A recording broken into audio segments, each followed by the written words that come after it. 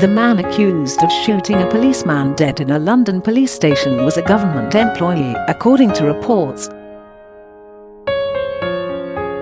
The Met police officer, Sgt Matiu Matt Ratana, was shot when preparing to search a suspect in a police station in Croydon in the early hours of Friday.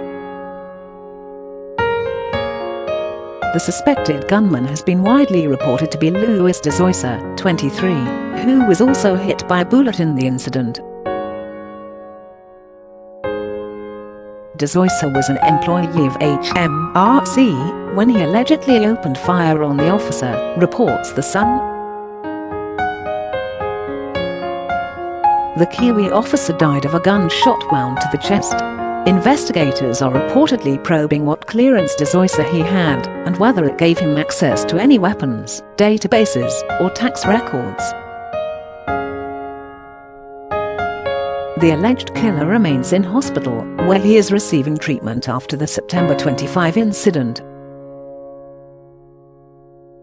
Detective Superintendent Nick Blackburn, who is leading the murder probe, said at Croydon Coroner's Court that the officer was shot in a custody centre after the 23-year-old suspect was arrested on suspicion of possession of ammunition and drugs with intent to supply. He added, as a custody Sgt Ratana entered the holding room, the suspect produced a firearm and discharged the weapon several times, during which time Police Sgt Ratana and the suspect were wounded.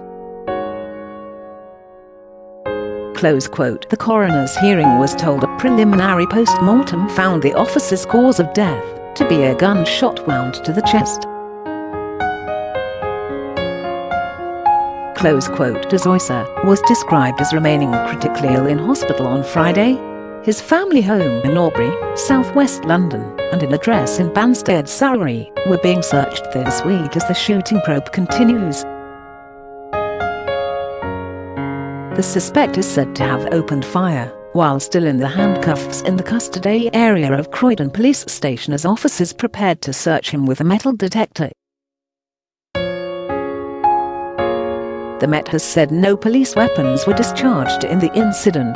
The Independent Office for Police Conduct is investigating how the gun got into the custody suite. New Zealand-born Sgt Ratana was killed just months before he was due to retire after 30 years service. He had lived in London for decades and was a popular rugby coach.